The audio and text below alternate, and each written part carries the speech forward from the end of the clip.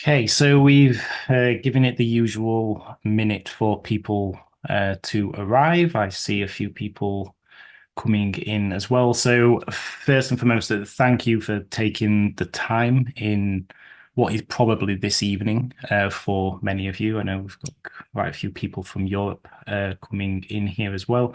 Probably not too many the US side, but if it is, I hope you're having a good end to your work day. Thank you for picking up on this topic about imposter syndrome. I think it's a prominent thing that my intention, I'll come on to that in a moment, is to normalize this stuff. And after kind of a lot of thinking and reflection, it's coming at some of these sessions with a maybe a slightly different approach, especially given some of the feedback that I received. So the aim of this session, our time together here, it's firstly for me to raise many of the challenges that people who I work with come to me with. And I want to normalize them as well. And I actually say the people I work with, but it's not just them, it's also me too. It's like I'm coming from a place with imposter syndrome of basically being in that place, being in that exact place and using some of the tools that we're going to work through today to basically help to overcome that. So on that note, my aim in this session, which is what the real shift has been. So I think I recognize some of the names from other webinars that I've run, is that previously where I kind of focused more on maybe the challenge that was happening and then what the solution is, there wasn't very much practice time within that. And the feedback that I'd received from people was that that's kind of what value I add. It's that experience, it's those tools, it's the exercises for people basically to take away. And this links in what I'm going to talk about right at the end, which is basically something that when it's so blindingly obvious that I should have done this, it's crazy. But I will talk then about what is basically coming as well. No questions throughout this are off limits. I'm running this by myself, so people coming off mute is probably quite difficult. So if you do have a question, just pop it into the Q&A panel and I will pick up. I've got it up on the screen at the top. So please do ask questions. There's absolutely nothing that is off limits here. So what is it that I actually do? So outside of my day job at Salesforce, I basically work with people who are typically high performers in the corporate world.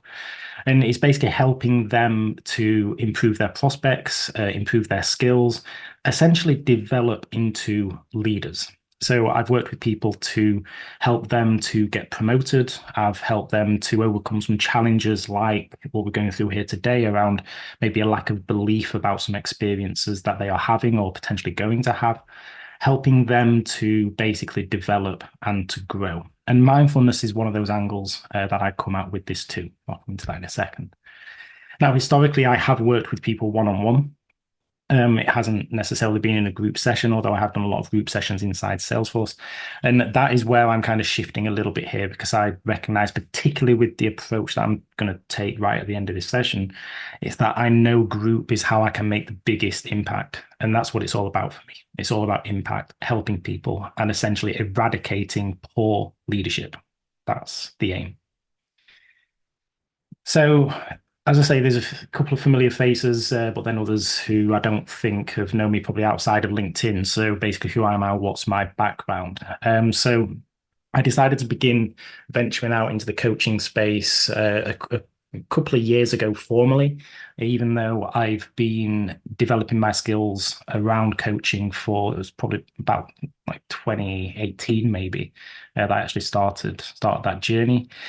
I've spent around about 15 years in the corporate world across various leadership roles, whether that's in kind of similar positions to what I'm in now with as a leader in the solution engineering team, or if that's out into, say, project leadership, program leadership, and that kind of thing.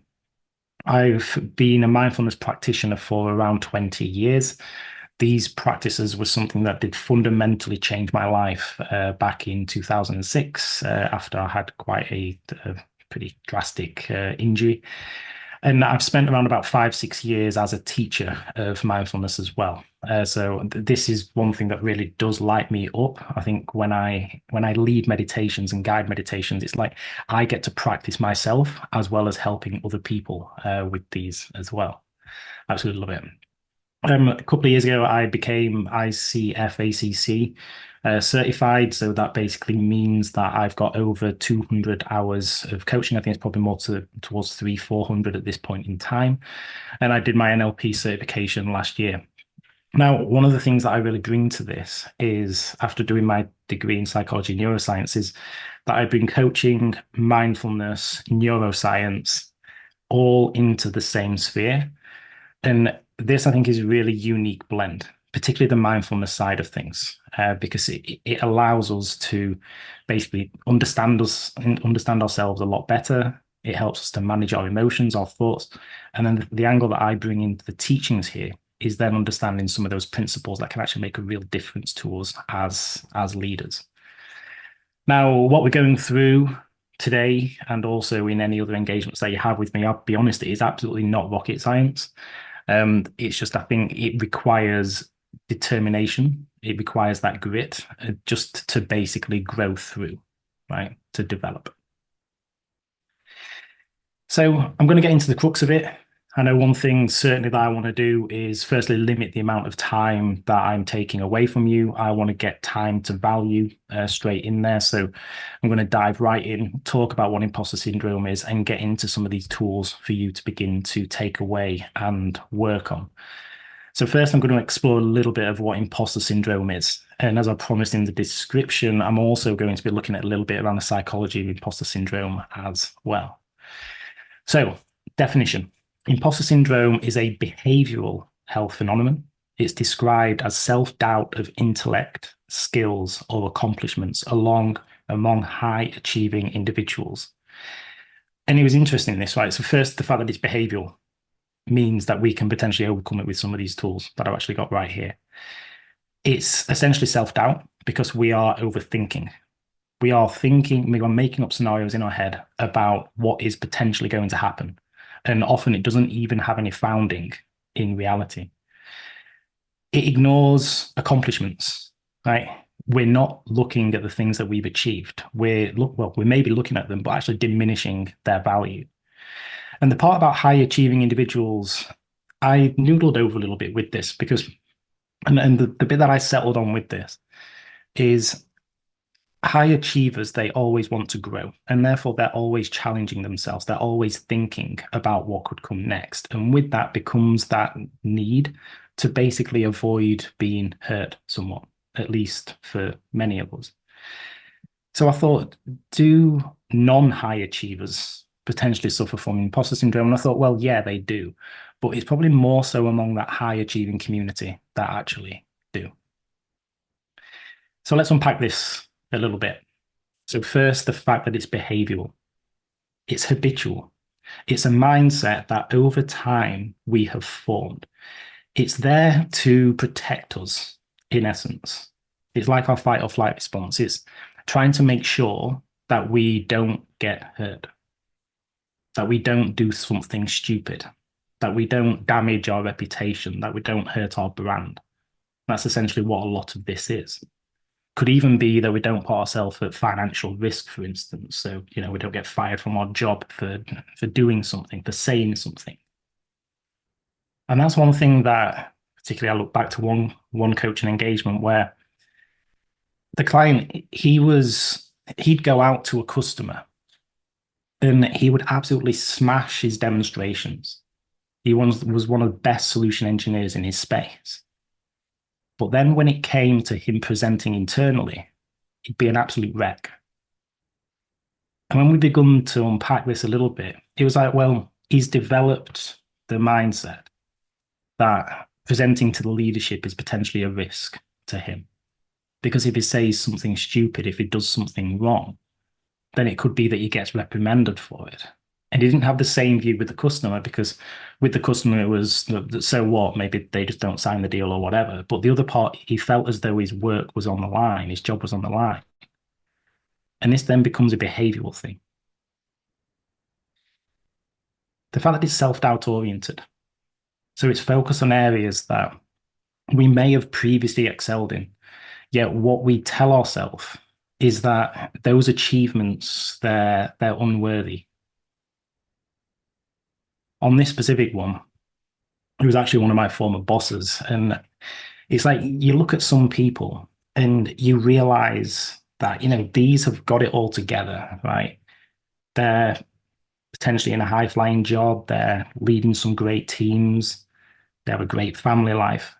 You look at the projects they're doing, they're actually absolutely smashing them out the park. And we were talking about one of the gigs that he was working on, and he was flying with it. He was doing so well, and he just said to me, "You know what? I'm just waiting for the client to find out that I actually don't know anything." And I just looked at him and I thought, this is crazy because it's like I'm on the outside looking at you, and you're the aspiration, right? You're where I'd like to be in like 5 years' time. There was another guy in my coaching space, really high flying coach. He's on the board for a top tier university. And he says he turned up in his casual clothes and there'd be people in the boardroom with suits in high flying executive positions and things. And he just fell out of place. He was like, when are people going to realize that I'm just a coach? And it's like, geez, you're where I would love to be. And the thing is, we tend to look at people and we don't see the flaws that they are telling themselves. And it's the same thing for us. I can guarantee it that there will be people looking at us and going, wow, that is where I would like to be in 2, 3, 4, 5 years' time, or whatever the time frame. But what we're doing is we're looking back at rather than the things that we've actually done really well and celebrating our achievements, we're actually playing them down. All of this comes in the psychological studies that I'll talk about in a moment. Now, I mentioned that about high achievers before, and I think it's because as high achievers, we truly care about our growth and the impact that we actually have. There's a lot more, well, skin in the game. There's a lot more opportunity for it to go wrong. There's a lot more impact on our life if it does go wrong. So the stakes are high. With the imposter syndrome, it doesn't mean we don't care. It quite frankly means the opposite. It means we care probably too much.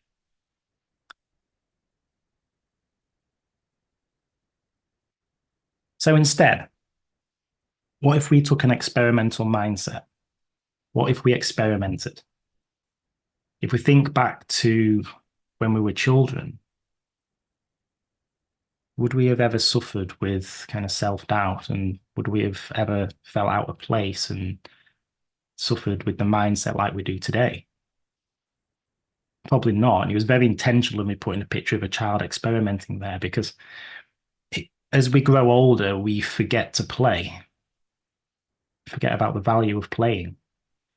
And with children, it's often about getting things wrong and it's learning. But as we grow older, we're typically teaching ourselves that failure is bad. It's programmed in us at school that failure is bad. Whereas what if instead we was able to take an approach that we embraced it, we learned from it, that we became comfortable with the mistakes that we actually make? What if we also reinforced the things that we achieved? That we basically looked at the outcomes and we celebrated them. Anything that didn't work out, we looked at them as great. I learned something. I learned how not to do it. I'm sure there's a famous quote from an inventor around those lines. We kind of recognize that we're human as well. Or if we just recognize that, we make mistakes and it's okay. It's fine. That we emphasized that self-care, that we're not always so hard on ourselves, that we recognize that there are going to be things that we do that don't go to plan, and that's okay. But the vast majority of things will go to plan. And that in line with the reinforcement that we just need to tell ourselves we've done a damn good job, that we tell ourselves that frequently.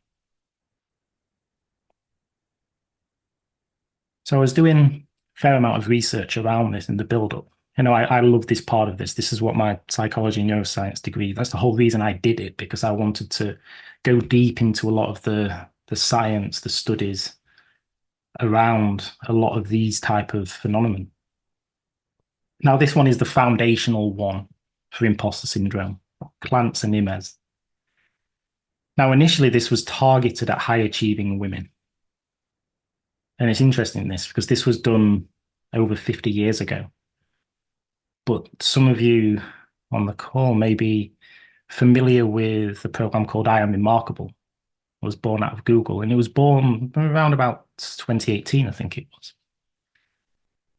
And now this looks at self-doubt. This looks at imposter syndrome in women. That was its original aim. Its target was women. It's because what they found in Google was that women would sometimes struggle to express themselves publicly for fear of potential reprimand. They would feel as though they had a disadvantage. And that's why they made this program. Make women feel more comfortable in themselves. What the hypothesis was that high achieving women attribute their success to luck rather than their own ability, and they hold a fear of being exposed as frauds. Now, that's what the I Am Remarkable program basically covered. But it then expanded out. It then expanded into minorities. It then basically said, yeah, well, this is our target group. What the hell? Anybody can come in because we recognize that this is a really big issue. Now, what the study method here was that therapeutic sessions were used. And this was using a framework that Clance and Imes actually developed. And I've got this framework later on in the slides. So now you can actually see the screen. You'll be able to see this. And in the recording, you can take it away. You can take screenshots, whatever. And it's just a way that you can ask yourself, how serious is this imposter feeling that I'm actually having? Now, what they actually did was did interviews around this framework with 150 highly successful women. And what they found is that despite the successes, these women almost all dismissed their achievements as a result of some kind of external factor that was out of their control. And now what's most remarkable about this is that, as I mentioned with I Am Remarkable, this came about, 50 years later. And these problems are still there. And not just women, it's across the board.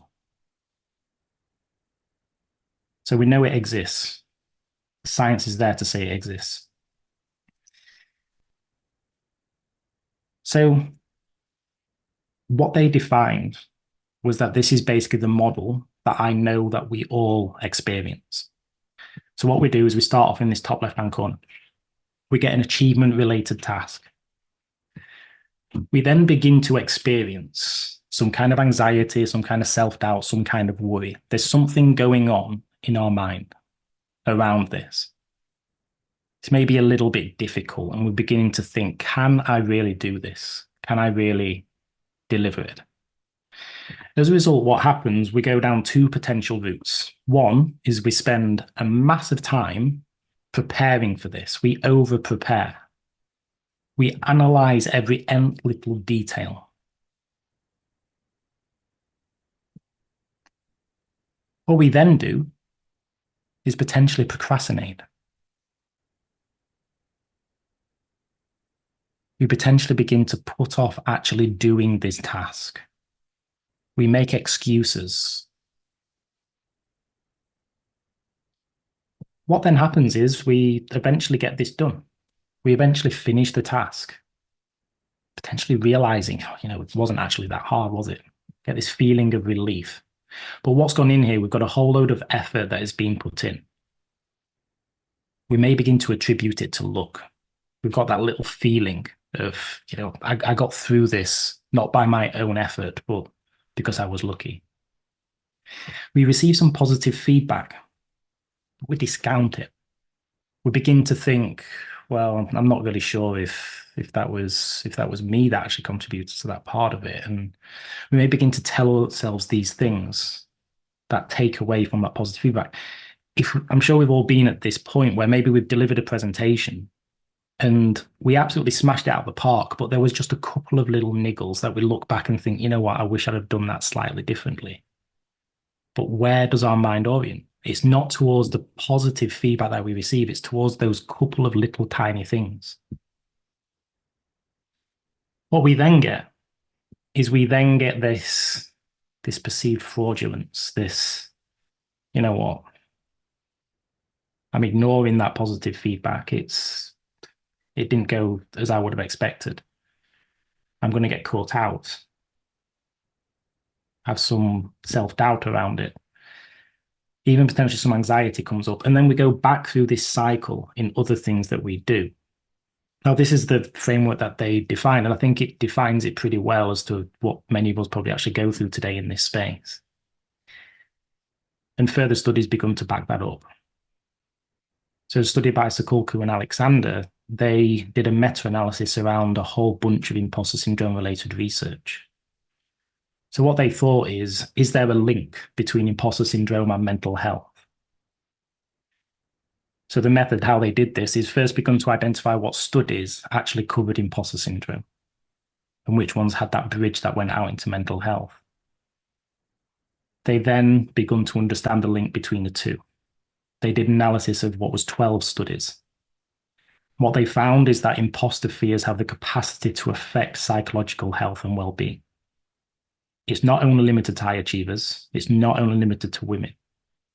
It also has links into perfectionism, which if we go back to the part about overanalyzing, and also anxiety, as we saw on that left-hand side, that we're constantly thinking that we're not good enough.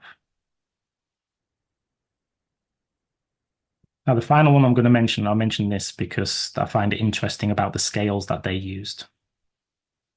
So the hypothesis of Bernard's cognitive behavioral models, this is where we begin to get into the fixing of it as well. So firstly, the hypothesis was that a persistent self-doubt increases the likelihood of experiencing stress and burnout. So linking into that mental health that we saw previously. But then the other part was, can we potentially overcome this with some behavioral tools, specifically cognitive behavioral therapy? Now, the method was they were using a lot of the scales that we used previously. Specifically, they used the one by Clance and Inez to understand the degree to which imposter syndrome existed within their target base. They then sent surveys out to people who matched certain criteria. And this criteria was then looking at it from that stress angle to understand were they stressed, was they burned out. What they then did with them people is to take them through cognitive behavioral type interventions to understand that does this actually fix the problem? Does this change their perception of what they're actually experiencing? Now, the result with this was basically a significant correlation between imposter syndrome, the element of perfectionism, and the stress and burnout. What they found is that the CBT elements, they basically fix the problems. They change the relationship with their imposter-like feelings. And it's where we come on to, well, firstly, I'll summarize actually before we go on to this of what the research tells us. As I mentioned right at the start of this, normalizing these kind of experiences is incredibly important because regardless as to what anybody tells you, right, everybody experiences this at some point in their life. I think anybody who tells you otherwise is not being truthful to themselves or probably don't understand what self-doubt and imposter syndrome actually is. The other part is about that significance of the impact on mental well-being. That if we constantly let our thoughts run away, like with imposter syndrome, then what is that doing for our mental health? We've seen a couple of things here: stress, anxiety. They can have significant tolls, especially if it ends up being that we feel as though we have to over-prepare, that we feel as though we have to do more just to reach the standards that we set for ourselves. And those standards end up making it so we have to work all the hours under the sun to get the basics done. That we're never feeling as though it's enough. There's then the part about behavioral resolutions being effective. And that's where these tools that we're going to work through now actually comes into play. That it's not like it's something that's massively complex that we need to do to fix these. Now, it's not complex, but I will admit it isn't easy. 100% is not easy. It's like you're basically needing to change habits that have been solidified in your life for potentially upwards of 10, 20 years. That's not easy, but it's doable, 100% doable. So the tools. Now, I'm not going to go through this one. It's intended for your reference. So when you get access to the recording, the edited recording, I will add. This is the Clancy-Innes assessment. And this is basically to understand the degree to which imposter syndrome exists in your life. And then we have the scale on the other side to basically tell you basically what your score is and how significant it is. Now, tool 2 is treating life as a series of experiments. So coming back to that experimental point that I mentioned. So ideating and hypothesizing. I'd be surprised if the vast majority of people on this call actually do goal setting in this way. Right? The way the majority work with this is when it comes to the new year, New Year's resolutions, I'm going to set myself a goal, and my goal is based around my friend up the road. She's an avid runner, and I like the things that she's done fitness wise. So you know what, I'm going to run a 5K. I'm going to go and run a 10K. Great. Okay. Well, taking a different approach is important. And it's about the hypothesis, because it's about that constant test that we're then going to do. Now, what the hypothesis enables us to do is identify the measures by which we're actually going to be successful. It drives us towards an outcome. Hypothesis in that instance might be, I believe that I can run a 5K in less than 30 minutes by the end of January. Very, very firm in terms of what that outcome is. You know if you succeeded, you know if you failed. You know the degree to which you succeeded, and you know the degree to which you failed. It's pretty hard to not see that. Then about testing and learning. Recognizing that, yeah, you might fall short of expectations, and that's okay. If we're talking about the 5K run example, it may be that you can gauge beforehand how you're actually performing. You can have say a weekly target of you might start off running 2K and then 3K and then 4K, and then it might be 5K right at the end of January. And you're constantly testing to understand, like, how is it you're feeling? How's it going? Recognizing that 1 week, if you fall short of your target, is okay. What is it you need to do to course correct? Log and review, a crucial aspect of experimentation. If you don't have the data, then how can you truly measure your success? Like, without it, you won't know your outcome. Now, regardless if your little experiment or potentially big experiment succeeded, just celebrate it, because you learned something. If you happen to run your 5K in 31 minutes, fantastic, right? It may be that on the 1st of January, you couldn't even run 5K.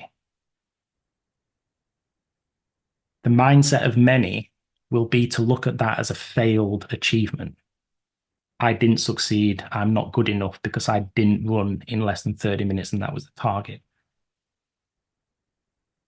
I just recently, like I know many of you from social media, probably aware if you've seen my post, that a couple of weeks ago I ran Boston Marathon. And Boston is like the elite of the elite in terms of running. It's like the best marathon in the world. And I had a target, and training was tracking really, really well with this. I was experimenting as I was going. My hypothesis was, I actually had multiple hypotheses, to be fair. Hypothesis 1, I can run faster than a 3:43. A 3:43 specifically was my personal best. Then I spoke to a friend about it, and we were looking at the weather, we was looking at all these other factors, these things that might influence that. And he said the way he does things is he has 3 targets. He has a gold, silver, and a bronze. So I thought, you know what, that's a good idea, that. So I'm going to have a silver target. So my silver target, my silver hypothesis, is that I'm going to run in a sub 4 hour. The bronze one, the third hypothesis, was then my most recent marathon time was in Tokyo at 4:13. I'm going to beat it. I'm going to beat it. I did neither. I didn't hit any of them. But I celebrated because I left absolutely nothing on that course. Absolutely nothing. I could not have put an ounce of extra effort in to get over that line in a faster time. And I'm proud of it because the way that I looked at this, I then pulled up the data. I looked at the elevation profile of Tokyo. I looked at the elevation profile of Boston. I looked at the temperature in Tokyo. I looked at the temperature in Boston. Boston was hillier. Boston was about 15 degrees hotter. And the fact that I came 3 minutes shy of beating the Tokyo time is incredible. And that's the thing. I could choose to look at that from a view of beating myself up, feeling as though I'm not good enough, feeling as though I wasted all of those training hours. But I didn't. It was a success. It's then about repeating the process.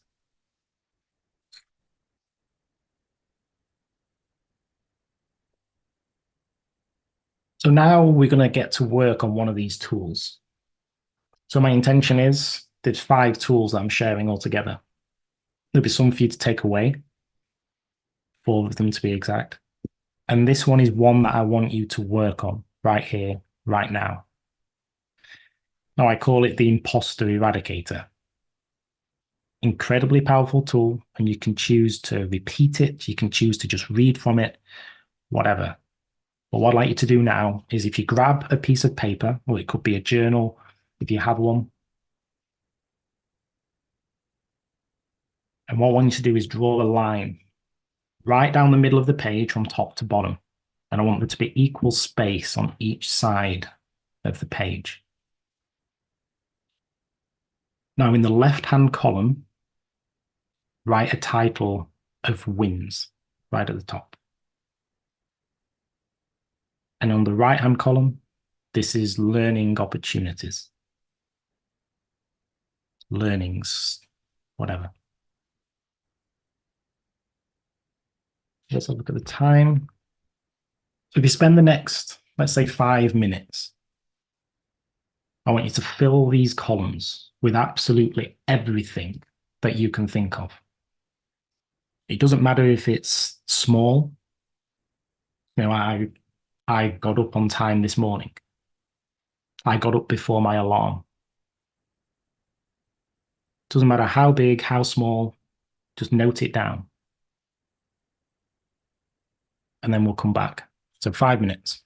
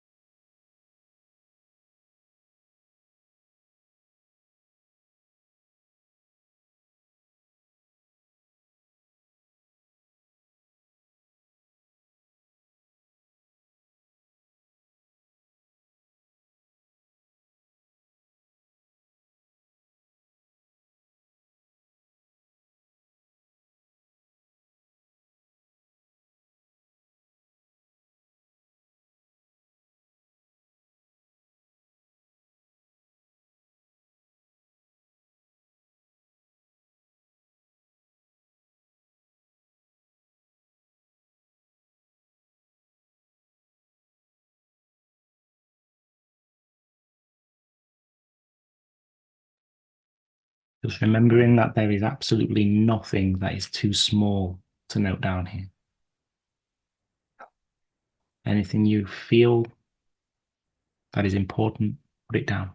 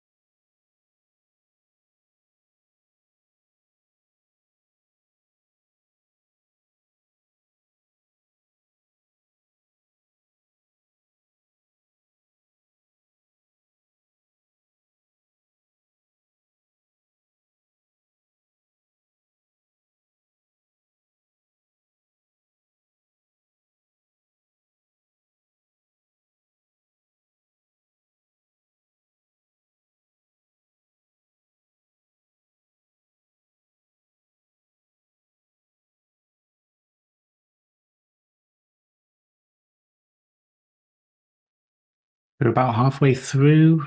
Just keep on writing, get all those wins in there, get all those learnings that you've had. Just fill it out as much as possible.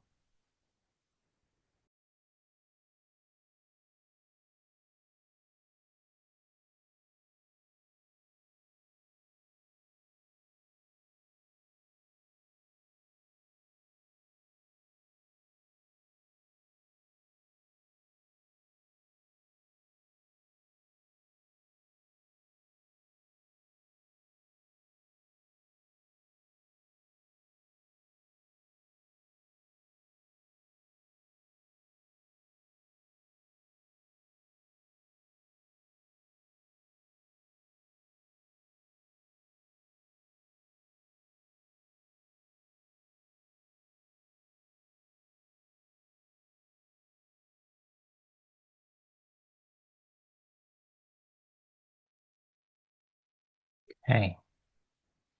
So we've had roughly about 5 minutes there. Now, this exercise is really important for a few things, a few reasons. So, firstly, your wins column should be significantly greater than your learnings column. Now, if it isn't, I want you to go back and really think hard about some of those wins. Because there will be many, many wins that you may be discounting. Imposter syndrome could be really tough if that's the case. So, firstly, the visual element of that amount of success that you have had in your life versus the amount of things that haven't quite gone to plan, that should really hit home. And then point seven is really important, that if you then develop a daily habit, that if you pin this up on your office wall, if you make it so you have somewhere where you can remind yourself of this on a daily basis, if you do journal yourself, maybe it's that opportunity for you to just rattle some of these off first thing in the morning, to just remind yourself that you have succeeded far many times, far more times than when things haven't quite worked out. Because I mentioned before, it's a habit, it's a behavioral habit. The fact that we have that mindset that just reorients back into the default mode of, I'm not good enough, I'm going to get caught out. Whereas if we begin to stack the evidence against that, where does the mind go? The mind goes into believing the stories that you're telling it. And the story that you're telling it is that you are a success, that you win things.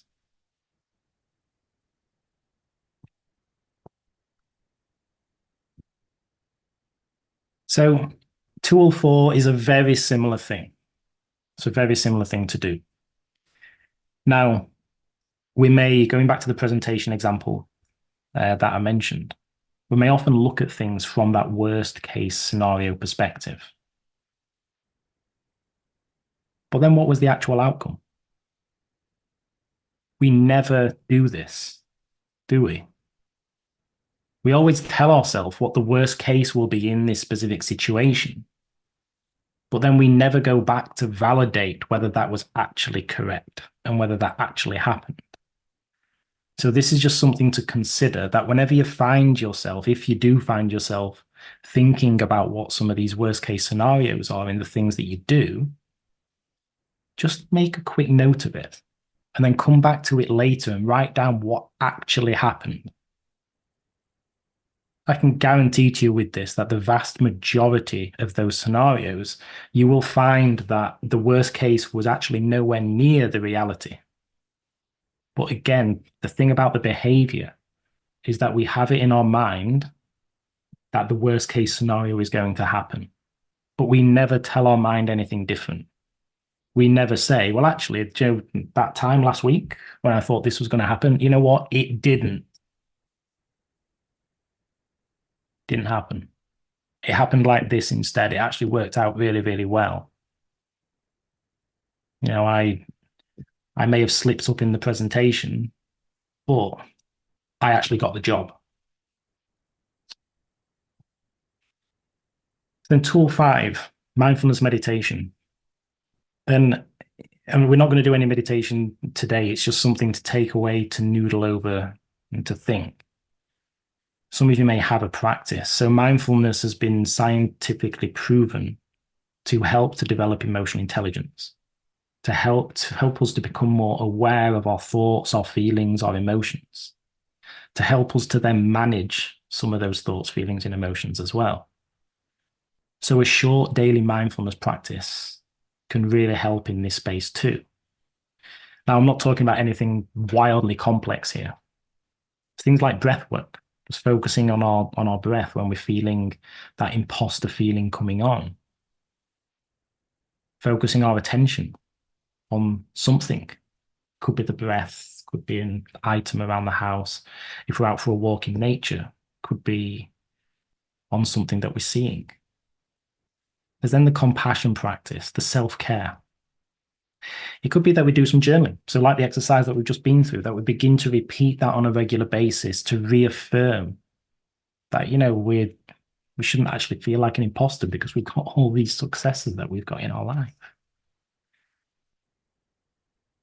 There's then gratitude as well, grounding ourselves in that present moment, the things that we have rather than the things that we aspire to have.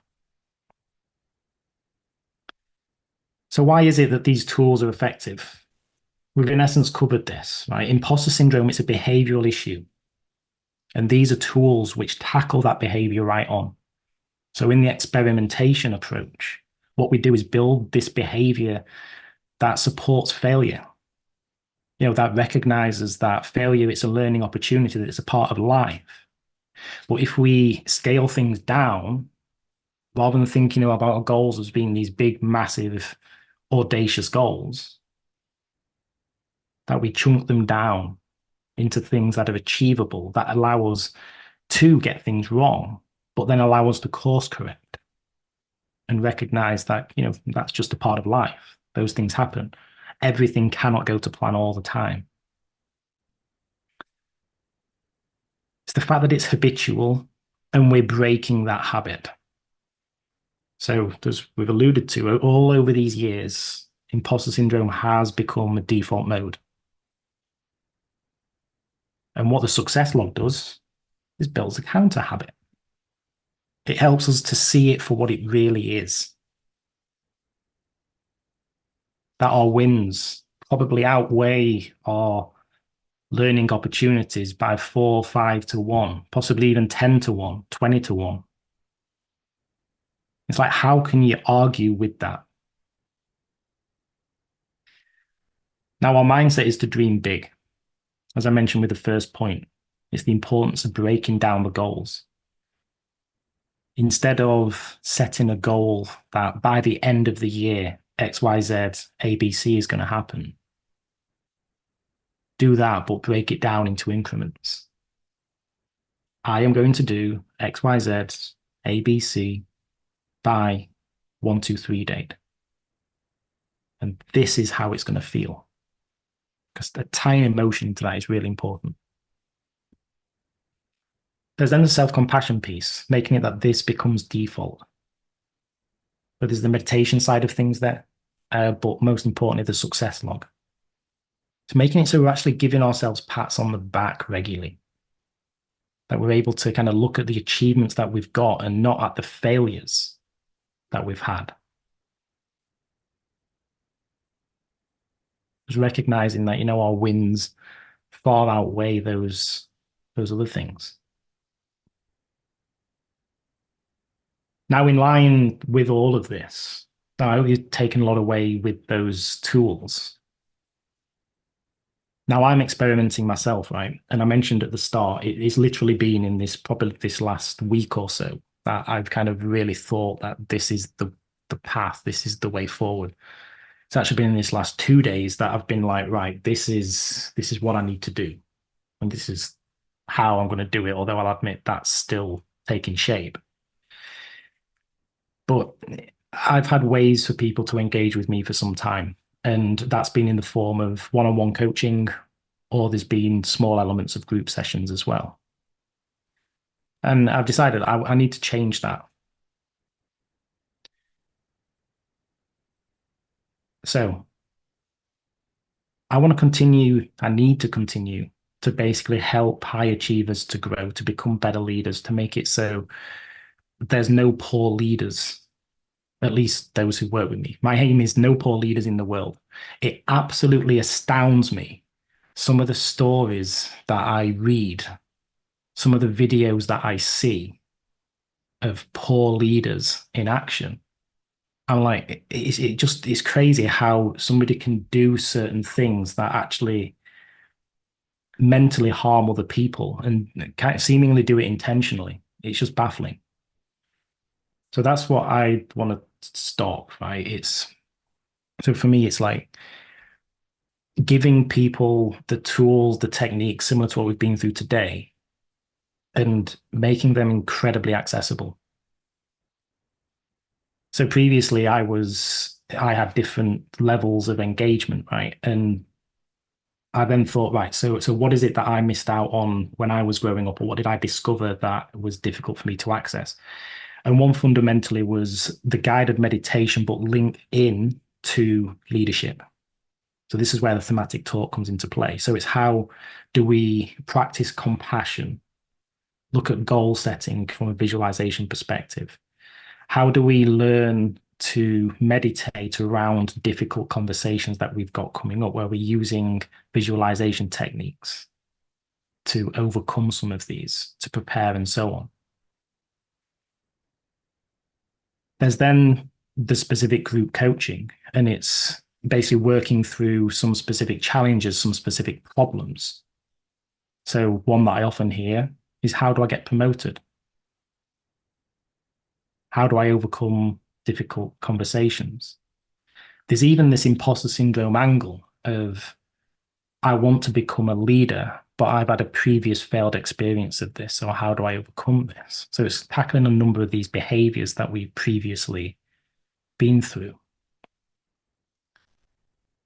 What I'm also pretty certain I'm including in this as well is an expansive evergreen resource library. And this is things like exercises, workbooks, journals, tools to actually help to develop people as leaders. You know, like I say, a lot of this stuff that I feel as though that I missed out on. There's then simplifying all of this is making it so there's quick insight videos to make it so we're straight to the point in terms of just accelerating time to value and a community. I think community is fundamental. And the thing that like I say about that, I just can't believe that I'm getting to this point. I just want to give this away. Right. Um, it's like the thing is the impact to me is incredibly important. And the reason why openly I think that I can give this away is because I know that there is an absolutely ton of value in these things. Like people have said, I was originally thinking, do I charge like 30, £40 a month for this stuff? And people were saying, you know what, just from the meditations and the group coaching alone, that's well worth it. But then I thought, well, how can I just overcome the barriers that people have? Because not everybody can afford that. And openly how I see this then working is that naturally people will enjoy these things. They will realize the impact they can have. And that's where potentially one-on-one comes into play, where people want to work closely with me. But who knows? So I'm running this as an experiment. And literally, if you register your interest, then you will be on the waiting list. I'm unsure when this is exactly going to launch. I've got a holiday coming up in June, so I have to bear that in mind. It'll probably be towards the end of June, early July. But I want to get into the live guided meditations with all of you. I want to get into the group coaching. I want to do all of this. And I think the best way is to just, for the initial period, the initial experimentation period, let's just do this. So